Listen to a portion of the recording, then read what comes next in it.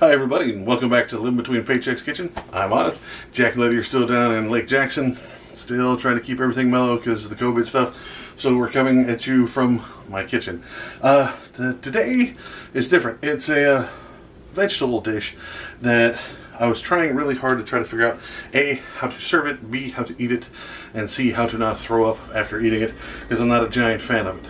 But I've heard of good things around the world about trying to overpower it with cheese. Special shout out to Brownie over in ACB. She really helped me out. I was looking for a nice cheese for this, so we're going to jump into it. Before we do, be sure to do all the YouTube stuff. Like, share, subscribe, ring the little bell so you get notifications. We try to do these on Tuesdays and Fridays, man. Just give us a heads up and put that on there, and we'll let you know when these are coming out. And let's just get into it. So this is like 5 things, right? Yeah, I think 5 things. So you're going to need some olive oil. I got the extra light stuff because I'm a fat guy. Try not to die. I use a little bit of salt. I got the pink Himalayan stuff, but table salt will work just as fine. You're going to need some Brussels sprouts. I use just whatever bag here.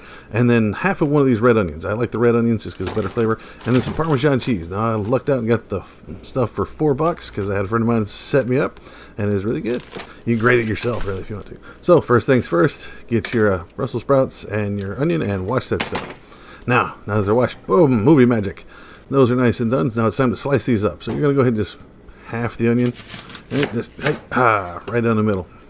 Now take this, set it aside, bag it, freeze it, use it for later.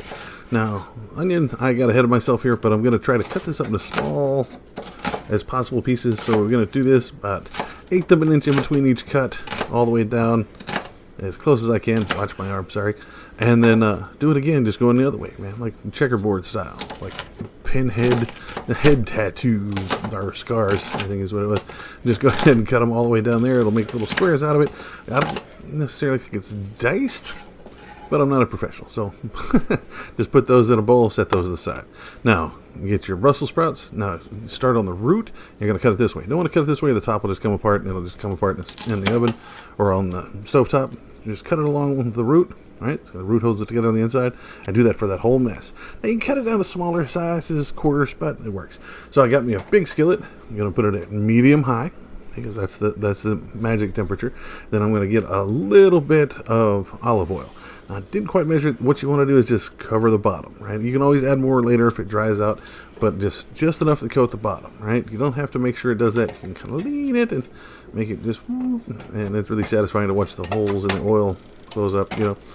So go ahead and get that. Wait for that to warm up. While it's doing that, go ahead and throw your onions in first, right? So you're going to put your onions in, bat them around because they're still going to stuck together. Use a wooden spoon. It's kind of key at this point. Got to bat your onions around in there. And after about 2 minutes or so, you can see they're going to be nice and coated. And you can see if your stove top is uneven because the oil runs to one side, go ahead and just run your onions in there. Now, it's going to start smelling good. This is when your roommate's going to say, hey man, what are you cooking? It smells great. This is a secret. Either time you're doing this with either garlic or onion, that's what everybody wants to talk about. So, after you get that nice and warm after 2 or 3 minutes, go ahead and just put your Brussels sprouts right in there on top of them. Now, bat them around. The trick to this one is you really need to keep stirring. You need to keep your fire there. You don't want it too hot. You don't want it spattering because you got oil in there. It'll spatter same as anything else. Now, this is another 2 or 3 minutes later. Make sure everything's get a nice coated, thin coat of that olive oil. Just keep it stirring, right? And then you want to try to keep the white stuff down. Like it's kind of like how when you're cooking meat, one side's getting cooked, the other side you want to flip it over and put the meat on the middle, right? Well, there's no meat in this one. It's all just veg. So just keep it stirred and try to keep those white sides of the Brussels sprouts down because those are harder to cook than the outside. Now, if you want to dress it, like I'm going to cheat because it's me, I'm going to put a little garlic powder in here. If you want to dress it with anything else, spicy stuff or more salt or pepper, this is where I put my salt in. Just give it a little bit, just a taste, man. I know other people that'll just coat it in salt as soon as they get it. I just like a little bit where it's not just straight mouthful of veg. So I'll salt it a little bit. Stir it around, make sure all that seasoning that you put in it, if you get any of it, make sure to season the spoon and make sure it gets all over all the vegetables when you stir it. Now, this is 10 to 12 minutes later. You can see the edges of some of this is starting to turn brown. That's good. Brussels sprouts can get kind of hard in the middle, right? That's why we're trying to cook them white side down. That's where you get that brown side right there. It'll start to caramelize a little bit. And again, if you're running out of oil, add some more. I'm not. See, you just got a little bit. Just those rivulets and the drops at the bottom mean you have enough oil. You don't want it floating. You don't want a whole bunch of it. Now, if you're worried about it, just test it and poke it on the top. See if it's solid. If it's got any give to it or whatever. Once it's nice and soft, Go ahead and turn that off and leave it in the same skillet. Kind of push it to the high side of your stove because nothing's ever level. Get you a plate that you're going to put it on. And while it's still warm, just go ahead and scrape that in there. Like I said, if you put too much olive oil, you can't do this. You're just going to have a big oily mess, especially because Parmesan can be an oily kind of cheese, kind of like a mozzarella stuff if you heat it, right? So you don't want too much oil. So now, while it's still warm, get your Parmesan. Hopefully you've already shredded it. I got mine pre-shredded. Go ahead and put your light layering on the top, right? This isn't going to be all of it, right? Just get you on here. Now, if you had a bowl or something bigger, it would work better, but I'm an idiot, and I'm a bachelor, and I'm at house, so I don't have any big bowls. So just stir it. Just give it a nice little stir. Toss the Brussels sprouts. That way you get a little bit of that cheese all over everything. If you get a straight bite of this and it's just straight Brussels sprouts, it's going to taste like Brussels sprouts, and you ain't going to be happy about it. So give it a light toss. Get that Parmesan all over everything you can, and then do it a little more. Like, just put a little bit more on top. Just A, it makes it look pretty. B, it gives you that nice Parmesan smell when it comes off of it, where it's not just a flavoring, it's an actual decoration to it.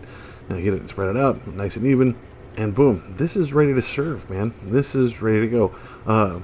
This cost me, I think, $6 all total. Like, the cheese cost me $4, the Brussels sprouts were like $1 something, and the oil I had to buy, so it was like $1.50.